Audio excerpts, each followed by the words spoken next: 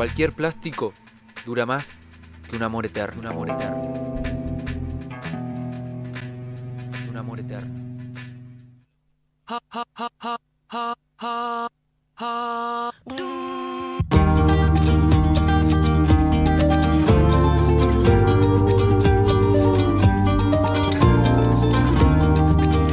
Se viene una fecha de clásicos.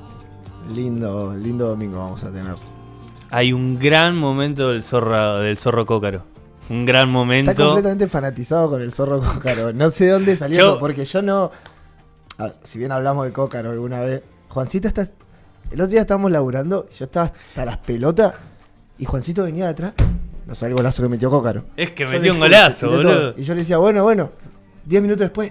No, Cócaro, lo que está jugando, me dice. Yo el otro día le voy a hacer un gol abajo del arco y salir a festejarlo como si hubiera hecho un gol. Pero Cócaro es así. Cócaro es así. Los dos goles que hizo Cócaro contra Vélez. No, la verdad que no sé, no entiendo de dónde sale ese fanatismo con Cócaro. Yo soy medio fanático de... A mí me gusta como jugador igual, y es más, en algún momento lo quería para Boca. Si yo no hubiese me sido... un buen delantero de Boca, pesado, rompehuevo, protesta, humo, llorón. protesta. Sí. Era un buen 9 para Hay Boca. que ver si le da en la cancha de San Lorenzo. Por eso. Quería tocar ese tema. Se viene una Linda fecha de clásicos. ¿Cómo llega San Lorenzo a Llega empatando este 5 partidos seguidos. Metimos el quinto empate seguido. pero no están perdiendo, eso está bien. No estamos perdiendo. No, eso está bien. Pero bueno, vamos a ver qué pasa. Huracán en remontada. Bien. Huracán viene bien, está jugando bien. Está jugando bien. Sí. Volvió Pichetto iba a decir. Pichetto volvió. También. También. Terrible. Y no solo semana de clásicos, sino que nosotros tenemos Libertadores. Yo por eso estoy... Claro. Jueves Libertadores, Estoy domingo tan Superclásico. elegante. Pregunta en serio, al Superclásico. ¿Cómo vas a este Superclásico? ¿Yo? Sí. Nosotros vamos a jugar. Vamos nosotros. Sí, vamos nosotros con el Pulpo González y Boquita Ramírez. Ya está. ¿Importa realmente? Un clásico importa, pero... Es que puede ser una semana trágica o puede ser la mejor semana en años. Dios. Porque o una mezcla de una mezcla media rara. Veníamos pensando eso. Para mí la lógica es esta. Si perdemos con Palmeira, perdemos con River. Doble nada. En Brasil nos liquidan. Nos hace mierda. Y Talleres nos gana 4-0. Si le ganamos a Palmeiras, le ganamos a River. Empate en la vuelta. 0-0 en Brasil, 4-0 perdemos con Talleres. Pero no importa. Con Talleres vamos a perder 4-0. Pero puede ser una gran semana o una semana muy mala. Yo el jueves veo un 0-0. ¿El jueves? Sí. Puede ser, qué sé yo. Bueno, no sé. Y no sé, ojalá. Yo ya no estoy ni pensando eso. Yo va a estar muy dura la llave. Yo le dije a Lucho, para mí si pasamos Palmeira, somos campeones. Y es sobre todo por cómo viene Boca ahora, si pasa, yo creo que es un envión gigante. Porque a Racing era favorito Boca. Se suponía que jugando mal igual le iba a ganar. Acá tenés que mostrar más la camiseta. Y se le va a caer la cancha encima a Palmeira también. Así que vamos pipa de cabeza. A ver. Hoy estaba viendo, la discusión es Benedetto Cavani contra Palmeira. Benedetto. ¿Sabés que ayer jugó mejor Benedetto? El otro día entró bien. Sí. Para mí Benedetto está jugando bien. Yo soy si soy fanático de Cócaro, imagínate Benedetto. Lo banqué siempre. Yo a Benedetto se le va a abrir el arco. El otro día hizo el gol de cabeza. El otro día nos estallamos con Juancito porque estábamos viendo el partido con Cavani. Cavani no la está tocando, pero ni en joda la pelota. Le hace pase al línea Cavani. Nada más. Yo tengo una teoría de que en realidad es Cristian Sancho. No, metieron el perro. Lo metieron el perro, es Cristian Sancho el chabón. O sea, Cavani está grabando una novela en México para mí. Es la temporada nueva de Pasión de Gavilanes. Hicieron la inversión un año a ver qué pasa. Pero bueno. Va a estar difícil, va a estar lindo, una linda fecha de clásicos. Y el partido de Libertadores. Yo ya estoy nervioso, ya esta semana me parte al medio. Perdón, hice un montón de ruido. Me parte al medio esta semana. Va a estar muy difícil. Bueno, pero estamos acá. No estamos para hablar de Boca, si bien podríamos hacer ni de San Lorenzo. Ni de San Lorenzo. Ni de Cócaro. Ni de Cócaro ni de Benedetto. No sé qué hay que decir de River. Pasó? Empataron contra Banfield. Terrible. No sé. Sí. La figura Armani. Jugó muy mal River. Ahora, perdón. No le querían cobrar un gol a Banfield que entró 1,5 metros. ¿Sí? Último paréntesis que hago. Ya lo hablamos con Luca, nuestro... Qué bueno que es Benedetto, loco. Gracias. Benedetto hizo 2 goles en una final de Libertadores. Eso lo pone en un lugar superior al resto. Una bestia. Bueno, siempre cumple. Lo hemos hablado con nuestro operador, que yo como fanático de Boca. Yo a Gallardo, a mí me gustaba como técnico de River, porque me pasaba un poco lo mismo que pasaba con Ramón Díaz. Me gusta que un poquito que se picantee. Gallardo también en conferencias de prensa, es un tipo serio. De Micheli, estoy cansado de Micheli, del humo que vende. Y el otro día salió a decir, hoy Armani demostró por qué es campeón del mundo. No hizo nada Armani para ser campeón del mundo. Y yo objetivamente tiene razón. Es lo único que voy a decir. No solo es campeón del mundo, es campeón de América también. Dios mío, qué generoso que el país. Bueno, en fin, estamos para hablar de Rodolfo Walsh, perdonen. Ahí va. Bienvenidos a Plástico Cruel, 7 AM aquí en la comunidad. 7 AM. 7 PM. Está en está muy nervioso, tiene una semana muy difícil. Arranca el lunes de nuevo, no, por favor. Ay, Dios mío. 7 PM en la comunidad ferroviaria, aquí con nuestro invitado Pedro Jalil para hablar un poquito de Rodolfo Walsh. Tenemos ganas de hablar del jefe de Rodolfo Walsh, abordarlo, tratar de pensarlo un poco a Walsh y traerlo más para el lado literario. Hablábamos recién ahí con Pedro antes de arrancar. Un poco se recupera mucho Walsh en torno a su militancia, la literatura comprometida, pero no se habla de los métodos de Walsh a la hora de escritura, de las herramientas, de lo que abordó, de los formatos. Se metió con el cuento, se metió con el cuento policial, se metió con la no ficción, con la novela, con el teatro. Traer un poco a Walsh antologador también. Sí, el Walsh interesado por pensar la literatura y tratar de ordenarla. Y así que nos vamos a meter ahí. Para eso vino Pedro, que estuvo la otra vez, que hablamos de Bolaño. Programón. Y bueno, vamos a ir a unos separadores, como siempre, y nos metemos con el mismísimo jefe Rodolfo Walsh. En el camino, cuando todo parece perdido, siempre queda una última maniobra. Un golpe de volante, un rebaje, algo. Pero nunca el freno. Usted toca el freno y está perdido. A pesar de todo, pienso que cada vez escribo mejor lo que me pasa. Lástima que cada vez me vaya peor.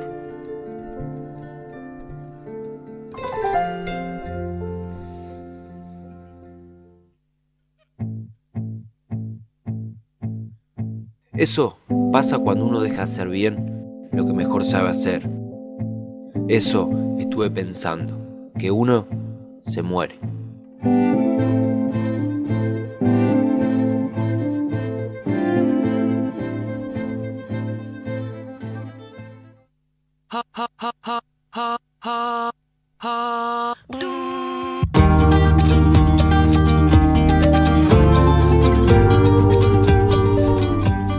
Un día como hoy cumpliría 82 años Raimundo Gleiser, tremendo documentalista argentino que estuvo en todas las dictaduras de Latinoamérica grabando unos documentales increíbles. Están en Cinear, si no me equivoco, así que quien quiera ir a chusmear.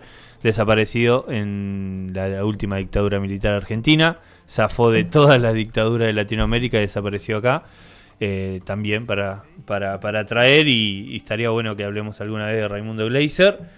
Y también a 52 años de la muerte de Alejandra Pizarnik, me parece, por ahí, más o menos. No me acuerdo los años, pero hoy se cumplía el aniversario. Pero nosotros vamos a hablar de Walsh. Sí, nos encanta. Nos encanta ir en contra. Nunca hacemos el programa de aniversario, nunca. No, terrible lo de Gleiser, no sabía.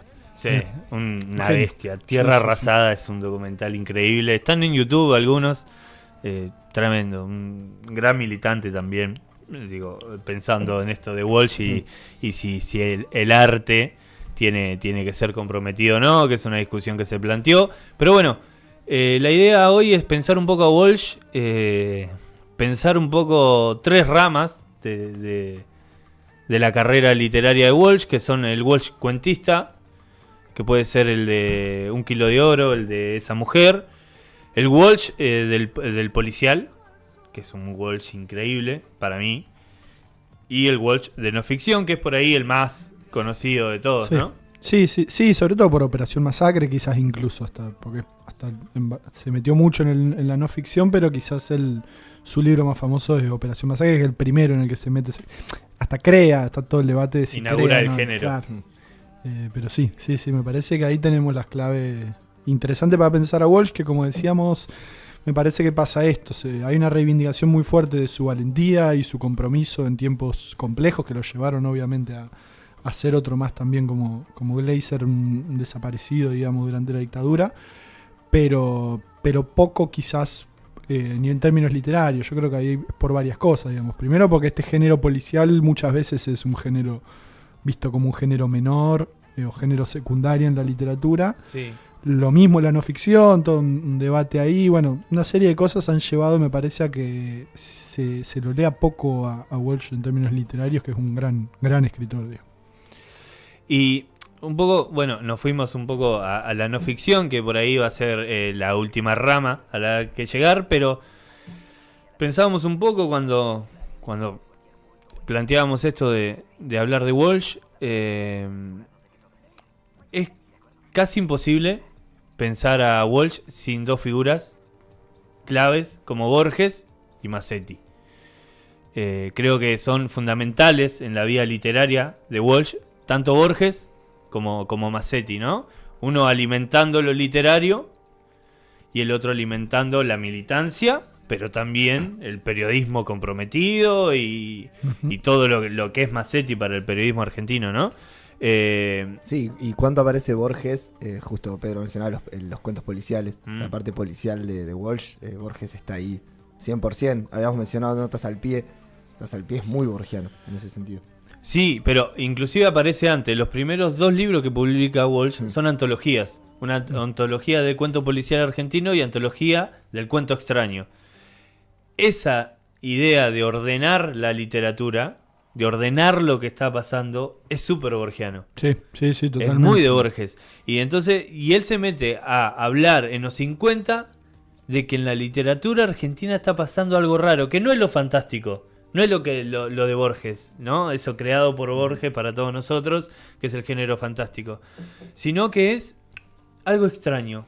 Hay algo esencial en la literatura argentina que es extraño, que es un híbrido, que está ahí, y que es lo que nosotros hemos trabajado este año en Plástico, lo que trabaja Juan Matio en Arqueología del Futuro, que es esta ficción extraña, este híbrido, esta rareza que tiene la literatura argentina, que la pensó Walsh hace una bocha de años. Entonces, ahí está el Walsh metido de lleno en la literatura. Sí, arranca por ahí. Y Walsh no siendo el Walsh que ya conocemos ahora. No, totalmente. Walsh lo lee de chico, se nota mucho que lo lee mucho a Borges. Eso, en sus primeros cuentos policiales, que ahora comentaremos, se nota influencias. Él habla mucho de La muerte y la brújula como un cuento perfecto, digamos, en términos de cómo construir un relato policial, cómo construir un enigma, digamos. Esa esfera perfecta, ¿no? Claro. Y después esta cuestión de antología me parece que también es una etapa donde se da mucho, que es algo que ahora está también. A veces uno le esquiva quizás a una antología de cuentos de tal género, sí, y demás, pero realmente es un ejercicio complejo y que son dos autores que lo van a hacer con mucha dedicación, digamos.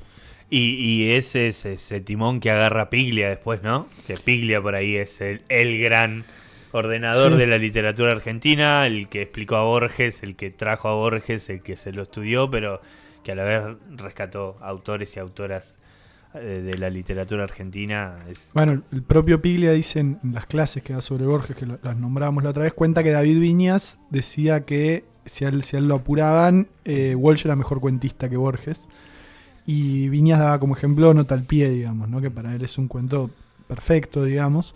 Lo que dice Piglia ahí el punto ahí es que no es posible que Walsh escriba Nota al pie sin que antes esté Borges, digamos, sin que esté Tlón, sin que esté en una serie de relatos que le dan todo a Walsh para armar ese cuento, digamos, ¿no? Que para los que no lo han leído es un cuento, bueno, ya nos vamos a meter igual en ese tipo de textos, ¿no? Pero un cuento en el que un hombre se ha suicidado, le deja una nota a un amigo, a su editor, digamos, explicándole qué pasó.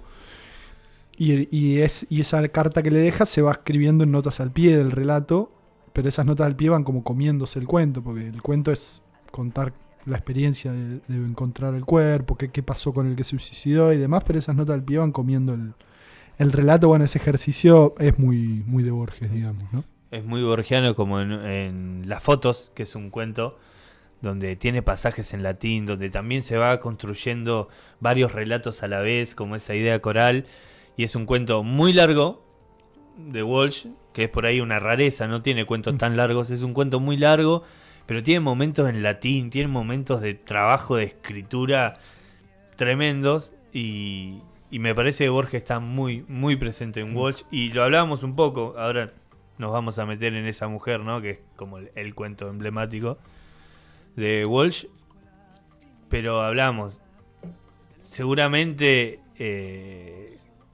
esa mujer no hubiese existido sin la casa de Asterión de Borges, ¿no? Totalmente, sí. Pero inclusive bueno, en simbología política. Sí, ni hablar. Sí, es uno de los grandes cuentos de la literatura argentina, digamos, sin duda. Pero si quieren empezamos con ese primer Walsh de los policiales. Yo les decía, hay un texto que me parece que está bueno como disparador, unos fragmentos al menos, recuperar de este libro, que es un libro que edita Daniel Link en los 90, que son cosas que quedaron de Walsh inconclusas, digamos, diarios.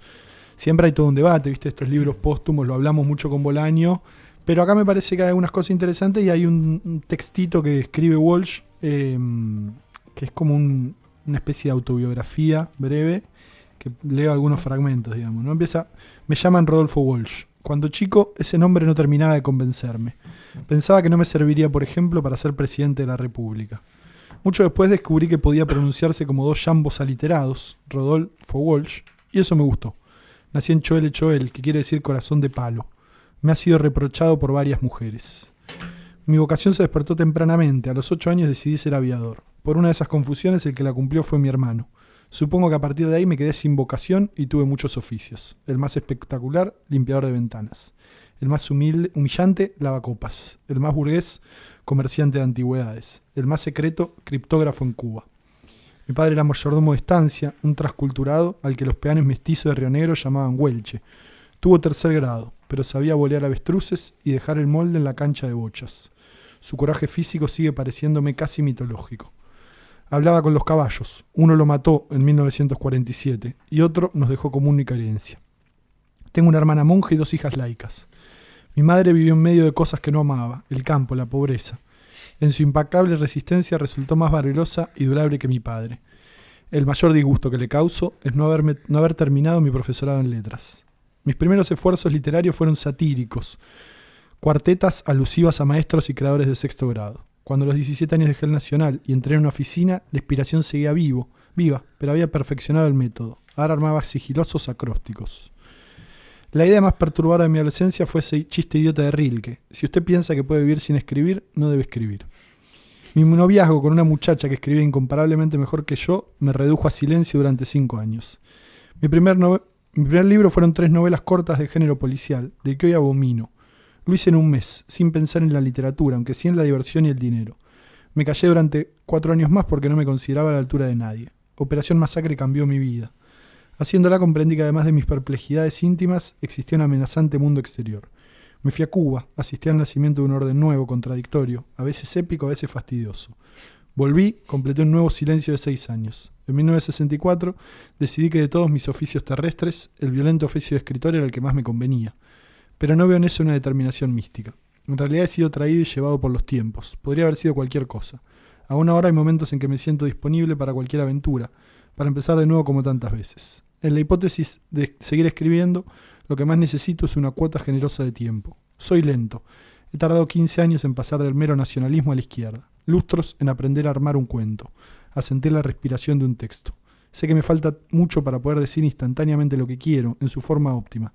Pienso que la literatura es, entre otras cosas, un avance laborioso a través de la propia estupidez. Genial. Tiene momentos increíbles. Cuando dice, mi madre vivió entre cosas que no amaba. Entre 2 cosas que no amaba. Terrible. Sí, no, por eso me parecía que ese texto sirve como para empezar a... Es un texto que elige Paco Ignacio Taibo cuando lo hacen Los Nuestros en el documental de Walsh, un documental increíble, Paco Ignacio Taibo, que rescata la figura de Walsh a nivel latinoamericano, de Tony Guiteras, de Roque Dalton, de Lázaro Cárdenas. Elige ese texto cuando él habla de sus oficios, cuando arranca el documental. Sí, porque efectivamente es alguien que a lo Roberto Ar, a lo mucho, Borges también, digamos, ¿no? Por más que siempre lo tiene como que laburó de un montón de cosas, que se la rebuscaban de lo que podían. Sí, cuando estábamos leyendo esto se me vino a la cabeza instantáneamente, también en la forma de escribir, en la forma de pensar el oficio de la escritura, se me vino de Roberto Ar. Roberto Ar tiene el prólogo, un prólogo a no me acuerdo qué edición de Los Lanzallamas, que habla de eso, que de lo costoso que es, de que necesitaría más de tiempo, de que le gustaría estar más cómodo, pero hay que escribir. Bueno, yo pensaba eso, digo, acá aparece otra figura preponderante de la literatura argentina, que es Art. Es un texto propio de Art. Digo, también pienso en textos así de Enrique Bernique, que también tuvo trabajos insólitos como fabricante de soldadito de plomo. Qué maravilloso. Fabricante de soldadito de plomo. Increíble. A mí me pasó con este libro, con estas notas, que pensé mucho en Art, digamos, al leerla, ¿no? Porque hay incluso algunos textos que son estilo aguafuertes, digamos, textos cómicos que escribe Walsh. Sí. Con una cuota de ironía muy grande. Sí, hay uno sobre el idioma chino, que supuestamente cualquier persona china olvida 40 palabras por día. Entonces todos los ejercicios que tendrían que hacer los chinos para no olvidar, que es Art, digamos, puro. Sí. Así que sí, es otra figura importante. Pero bueno, me parece que hay acá una frase que llama la atención, que es esto de esos primeros textos policiales que dice que hoy abomino. Yo creo que es más por una cuestión de Walsh en una etapa de otro compromiso, donde ve que esa literatura quizás no sirve para esa etapa, pero realmente está bueno, me parece, lo que plantea Juan de recuperación de ese policial que propone Walsh, que no es un policial más, digamos, ¿no? No, para nada. Y además hay en esto, y lo pensaba también de cuando hablamos de Bolaño, esto de ir probando. Digo, ahí Walsh está probando cosas. Hay mucho texto de papeles que se publicaron después, ¿no? Hay que ver si Walsh lo quería publicar, pero que son textos, algunos, alguna vez hablando con Quique Ferrari, nos decía, ahí los primeros textos de Walsh que se conocieron son malos. O sea, es un tipo que está probando por dónde. Que eso hablábamos con Bolaño, con Sepulcro de Vaquero. Digo, qué interesante un autor, ver cómo prueba un autor para que después te escriba Variaciones en Rojo, que es el libro con que nos vamos a meter ahora. ¿Qué es esto? Son policiales, 10, 11 policiales clásicos, pero que ahí está también Notas al Pie, que es una prueba total. Y a mí me interesa mucho ese libro porque Walsh, primero que crea dos detectives,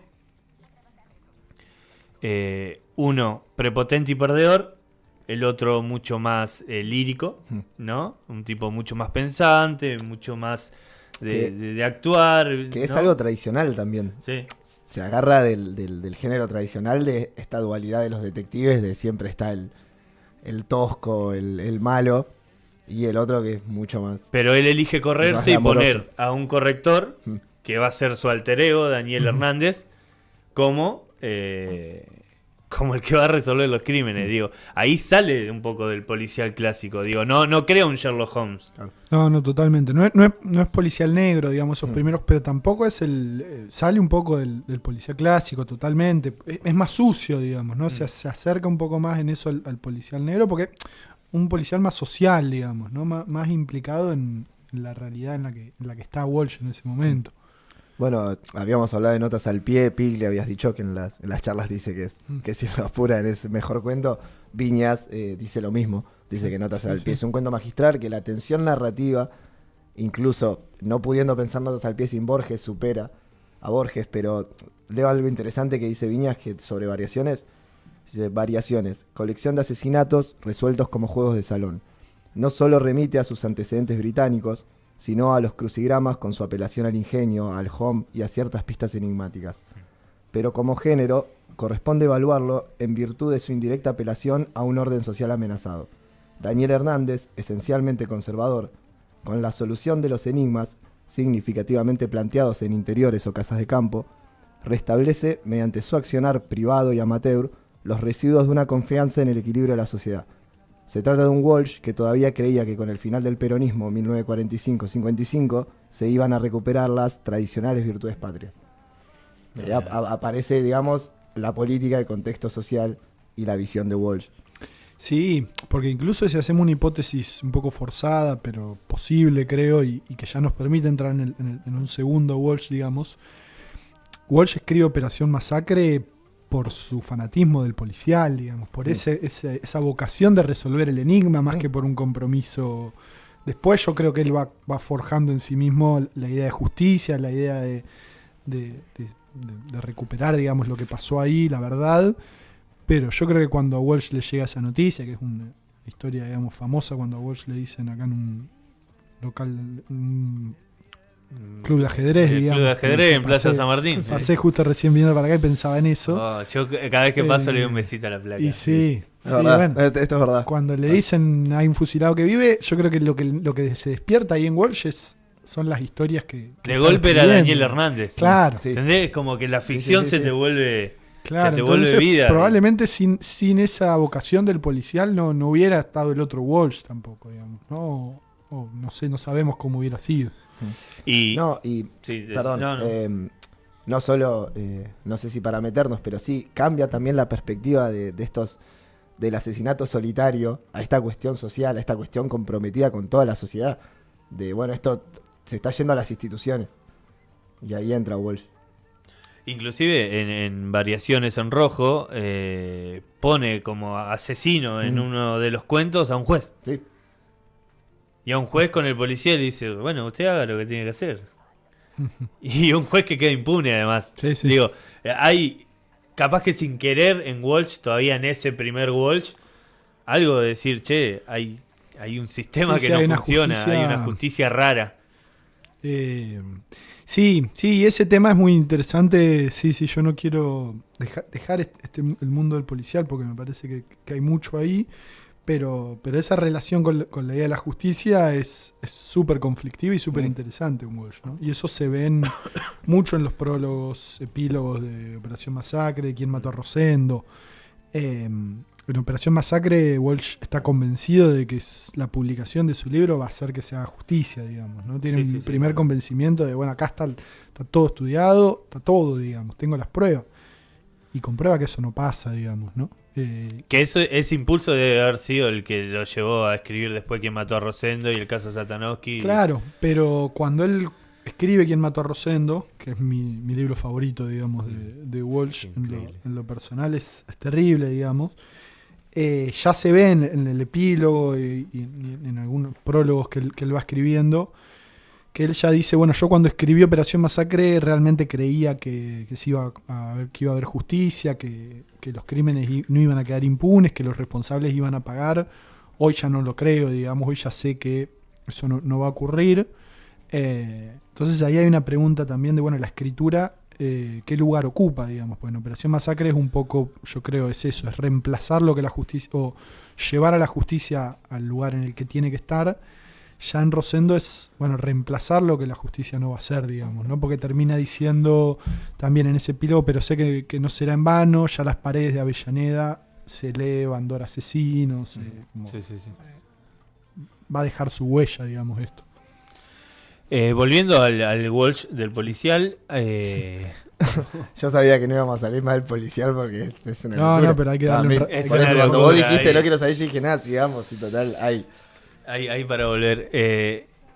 En cuanto al policial, hay algo interesante que hace Walsh en ese libro, que es, con la excusa del policial, escribe cuentos que son la atmósfera de Art, de Los Siete Locos, de Juguete Rabioso, de Conventillo, de un asesinato en un conventillo, qué sé yo, un tipo que muere poseído por un diablo, es una locura. Pero también tiene cuentos que rozan la gauchesca y eso a mí me seduce un montón, pues digo, mirá cómo el tipo está jugando en una línea borgiana otra vez. Decir, otra vez aparece Borges. Otra vez Borges, porque tiene dos cuentos que suceden yo ahora no me acuerdo los nombres, pero suceden como en una zona rural, ¿no? Y uno es el del lobo, la cabra y y no me acuerdo. Y el coliflor, ¿no? Que él elige arrancar el cuento con una fábula, ¿no? Que un tipo tiene que cruzar un río y tiene un lobo, una cabra y un coliflor. ¿Y qué cruza primero? Si claro, cruza la cabra. ¿Quién se come a quién? Claro, si cruza la cabra y el coliflor, la cabra se come el coliflor. Si cruza la cabra y cruza el lobo se... Y es una locura porque después adapta esa fábula el cuento, un caso policial. Y ahí está Walsh, el de los irlandeses, y aparece ese Walsh medio fábula, pero que lo mete en un cuento. Todo es alimento para el cuento. Y ese Walsh me interesa un montón. Y el de la gauchesca, hay un caso rural en un campo, que se queman los campos, que juegan con los espejos. Entierran lupas. ¿Cómo se comió los espejos Borges? Yo no puedo pensar. Cuando lees un espejo en la literatura, es imposible no pensar en Borges. Sí, pero ahí lo que ves también es algo que obviamente todo escritor insiste mucho, digamos. Borges sobre todo insistía mucho, que es que hay que ser un buen lector, digamos, ¿no? Porque esto Walsh evidentemente lo hace porque lee la gauchesca, porque está leyendo todo, digamos. Está leyendo. Son tipos que leen y que por más que sea un género súper alejado de lo que uno esté produciendo en ese momento, es alimento. Todo, exacto, todo te puede dar algo que te sirva después para volcarlo ahí. Y ahí está el Walsh interesado otra vez en la literatura general. El Walsh lector, formadísimo, que hablamos al principio, ¿no? El tipo interesado por ordenar los 10 textos policiales argentinos, los textos extraños. Se descorchó otra, Lucho, va a tomar solo, Tuki. Esta semana arranca hoy. Mi mamá me retó por WhatsApp, porque dice, hay muchas latas de cerveza en esa mesa, hijo. Mi madre. No, cargo, le mando un beso. Fue acá el chico que viene a hablar de... El chico que viene a hablar de Walsh. No hay que hablar de Walsh, dije, listo, vamos. Nosotros estábamos sentaditos tomando mate y se abrió la puerta y entró con un pack de 6 birras. Nosotros no podemos hacer cargo de eso. Sí, pero no podemos hacer cargo porque en realidad el mensaje se lo mandó Juan, pero bueno. También estaba pensando igual en esto del Walsh, del lector, del Walsh preocupado por la literatura. También es interesante en este proceso, en esta transformación de cómo él veía la literatura, cómo había que estar comprometido. Hoy hablábamos con Juan cuando muere el Che, que él dice, qué increíble que es que el Che se ha muerto solo en Bolivia y yo esté acá sentado frente a una computadora. Sí. Hay un cambio rotundo. Da vergüenza, dice, da vergüenza estar sentado acá escribiendo ante la máquina, ¿no? Claro, sí, es que eso ahí se acerca un poco a Cortázar, digamos, ¿no? Porque claramente eso, siguiendo un poco el recorrido de Walsh, claramente Cuba es una influencia fundamental. Es que yo creo que fue fundamental en ese cambio. Lo decían hace un rato, digamos, Walsh era antiperonista, él mismo reconoce que reivindica el golpe del 55. Estuvo en la Libertadora. Claro. En el texto que leíste vos, él dice, pasé 15 años de pasar del mero nacionalismo a ser izquierda. Sí, a robar a participar en robar el cadáver de Aramburu. Pero esa contradicción en Walsh es súper interesante porque ya está en el prólogo de Operación Masacre. Él ya dice, bueno, puedo volver a esa mesa de ajedrez, digamos, ya está. Se ve que murió un tipo, hubo un fusilamiento, bueno, pero yo quiero volver a mi mesa de ajedrez. Y siente que no puede, digamos, que por más que él diga quiero volver acá, tiene que estar. Y yo creo que ese mensaje de la muerte de Cortázar tiene que ver con esto de qué expectativas se ve en la literatura, digamos, ¿no? Qué posibilidad de intervención se ve en la literatura. En este libro también, que reúne como algunos diarios, notas de entre el 63, ponerle y 72, ya después el resto, mucho, también hay que reconocer que de Walsh se desaparecieron un montón de cosas, digamos. No es un autor que lo leemos a medias porque con su desaparición física se llevan mucho, digamos, ¿no? Que todavía no está claro qué texto había ahí. Pero él plantea cómo seguir pensando, porque él sigue con ganas de escribir una novela, sigue con ganas de escribir literatura, más allá de las contradicciones que le genera, digamos, ¿no? Porque él ya termina sumado a Montoneros, digamos. Sí, termina sumamente, inclusive... Quien mató a Rosendo surge porque él ya es un militante peronista sindical. Sí. Surge ahí el libro. Pero...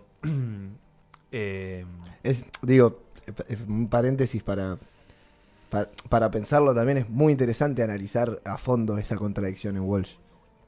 analizar bien el proceso, cómo pasa. Es muy interesante a nivel vida. El cambio es parecido al de Cortázar, lo que decía Pedro. Uh-huh. Sí. Digo, ese Cortázar de conservador a un Cortázar de izquierda sí, pero, es un poco el movimiento que hace Walsh. Claro, pero sí lo que pasa que acá no interviene solo la ideología, sino militar, poner el pecho. Sí, digo, sí, que Conti también quizás, ¿no? Conti es otro. Y Paco Urondo. Bueno, Paco Urondo. Sí, claro, es un... sí, son varios que están en esa. Digo, uno muchas veces le he hablado alguna vez, he hecho alguna columna en la radio con Gachi y hablábamos esto de qué llevaba a estos tipos que tenían todo, entre comillas, ¿no? Sí. Si pensamos, Paco Urondo, un poeta, periodista, el tipo que escribió La Patria Fusilada, increíble, Walsh, Westergel, Conti, a poner el cuerpo al lado de pibe de 20 años, de 16, 17, de 25, esa convicción, ese compromiso. Sí, yo creo que en un punto a Walsh, la investigación de Operación Masacre, la investigación de Rosendo, en algún punto lo atraviesan, digamos, ¿no? Porque en Operación Masacre son pibes también de 20, 21 años los que están en los que son fusilados ahí. Y evidentemente la experiencia de encontrarse con ellos, de recuperar todo eso que pasó, van dejando su marca en él, digamos, ¿no? ¿Quién mató a Rosendo? Lo mismo, digamos, ¿no? Son pibes también sindicalistas, pero muy, muy jóvenes, digamos. Nada, creo que en un punto lo va atravesando. Pero después, volviendo a lo literario, hay que reconocerle a Walsh que inaugura o crea un género literario, digamos, ¿no? Crea lo que es la no ficción, que normalmente se lo atribuye a Capote, digamos, con La Sangre Fría. Pero acá como argentinos que tenemos, todos damos la pelea y a ver qué se puede discutir. Claro, el dulce de leche y la no ficción una es estrella más. ¿Por qué lo detestan después, no? Operación Masacre es previo, digamos, y ¿qué es la no ficción? Es no ficción, lo que dice el nombre, digamos, ¿no? Es contar una historia verdadera y el debate eterno que también se vuelve un poco vacío en un punto, bueno, es literatura, no es literatura. Metiéndonos ya en la no ficción, yo quiero leer un fragmento de Operación Masacre porque Walsh cuenta, he leído alguna vez, que él hasta no estaba convencido del todo de la investigación hasta que habló con Libraga. La primera vez que habla con Libraga, él dice, ok, sí, estoy acá. Y así lo mete a Libraga en Operación Masacre. 6 meses más tarde, una noche asfixiante de verano, frente a un vaso de cerveza, un hombre me dice, hay un fusilado que vive. No sé qué es lo que consigue atraerme en esa historia, difusa, lejana, erizada de improbabilidades, perdón. No sé por qué pido hablar con ese hombre, porque estoy hablando con Juan Carlos Libraga. Pero después miro esa cara, el agujero en la mejilla, el agujero más grande en la garganta, la boca quebrada y los ojos opacos donde ha quedado flotando una sombra de muerte. Es una locura. Me siento insultado, como me sentí, sin saberlo, cuando oí aquel grito desgarrador detrás de la persiana. Increíble. Es increíble como describe ahí. Es que la manera de narrar de Walsh... Recién nombraste si la no ficción es un género literario, ¿no? Cuando lees un fragmento así, sí, bueno. No, y también lo que uno... Se aleja de la crónica, digamos, de la crónica diario. De la crónica, y lo que uno termina de comprender ahí es que, Walsh es la figura que es, obviamente, por su valentía y el compromiso, pero porque escribe de una manera bien. Alucinante, porque cualquier otro puede tener la misma... Decir, yo te banco... Nos metemos en esto, pero no va a escribir Operación Masacre y no va a escribir ninguno de los textos que él fue haciendo, digamos, ¿no? Sí, y es interesante pensar eso en cuanto a cómo nos llega una historia. Porque vos lo decís Operación Masacre, en un caso hipotético, lo podría haber escrito cualquiera con la misma voluntad y con el mismo compromiso político. Ahora, ¿qué pasa si no lo podés narrar de esa manera? No. Inclusive pasa, con La Patria Fusilada, de Operación Masacre, La Patria Fusilada, de Paco Urondo, es súper vehemente. no está narrado como Operación Masacre. Claro, no es una novela. No. Es otra cosa.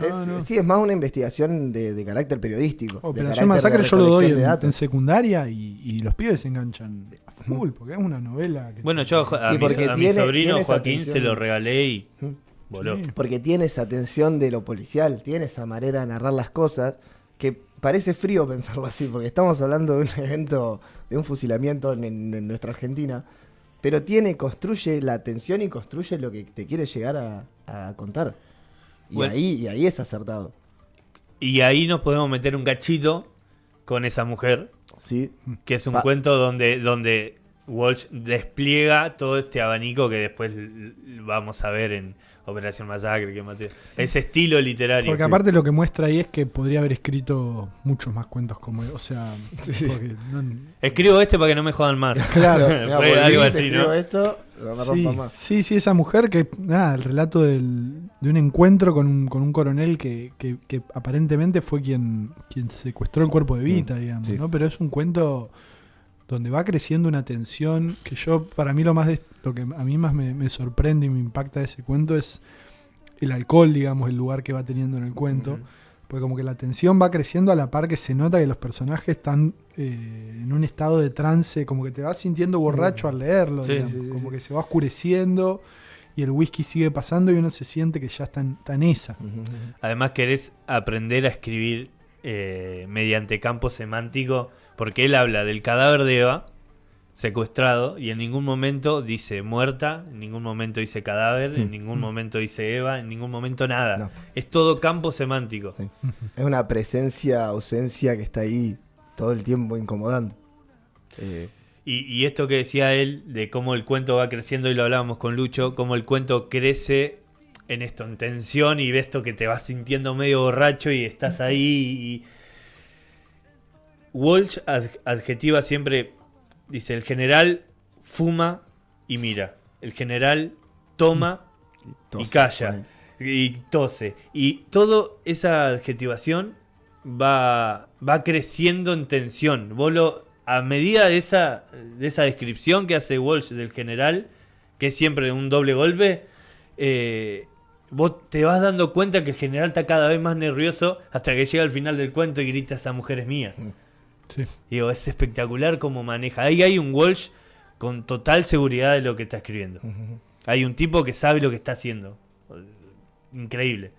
Y que después, vos trajiste a David Viñas, hay un cuento que se llama La mujer muerta. David Viñas, cuentazo también, que va en esta línea. Agarra como esa mujer y dice, bueno, yo escribo mi versión de esa mujer. Pero ahí está el Walsh netamente literario y el gran escritor. Es el gran escritor. Sí, esa mujer es como la condensación de todo eso que podía hacer Walsh. Sí, eso es un libro, creo que es de los oficios terrestres, ¿no? Que también, también está Fotos, que lo nombraba Juan hace un rato, que es un cuento también donde se ve un poco este escritor, por un lado, probando cosas, porque Fotos es un cuento que tiene como 40 capítulos cortitos, pero que cambian los narradores, el mismo narrador hablando de formas distintas, uno es una carta, otro es... aparece un poco Faulkner ahí. Sí, totalmente. Por eso, no es un Walsh demostró que podía escribir un poco lo que quisiera, lo podía hacer, más allá de esto que él reconoce en este texto que leíamos, de la lentitud, quizás le lleva a sus tiempos a hacer... Incluso siempre en el prólogo de los oficios terrestres también dice, el cuento que más me costó es...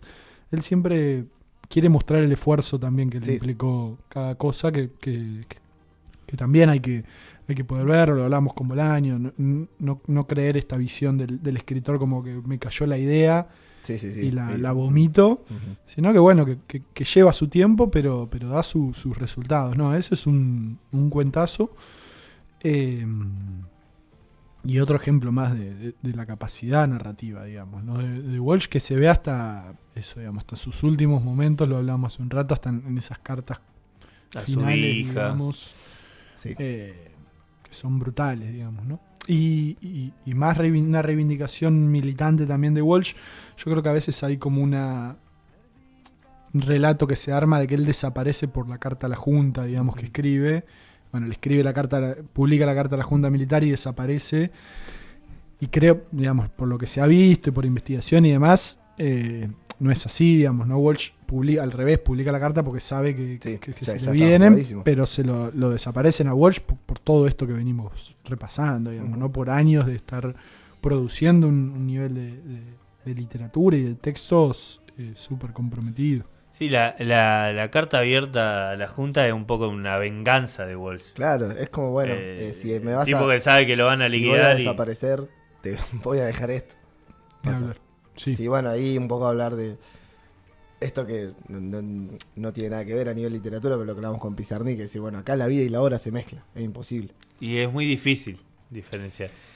Es complejo, sí, es complejo porque fueron al menos el proceso que atraviesa Walsh en sus últimos años es, le desaparecen, muere su hija, entra en un golpe de años se muere el Che, se muere Mazzetti, y se muere. Desaparece su hija, le matan a Paco Urondo un año antes. La carta con la muerte de Urondo también es brutal. Es brutal. ¿No?